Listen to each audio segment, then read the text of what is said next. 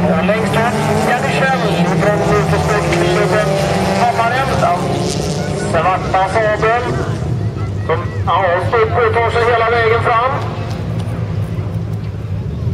Och ut på backen i alla fall är hon.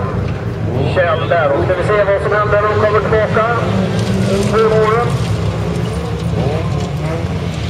Jessica Kjell i alla fall. Man kommer lite med Jenny Kjell. Ja, det kan du köra.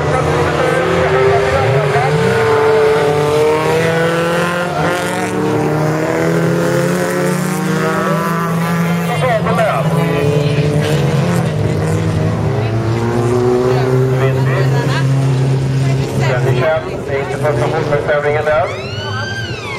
Det växer på meritlistan. Snart också ett favorit.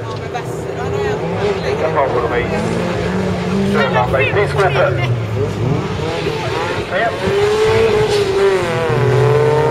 Jag ska hålla redan på det bra.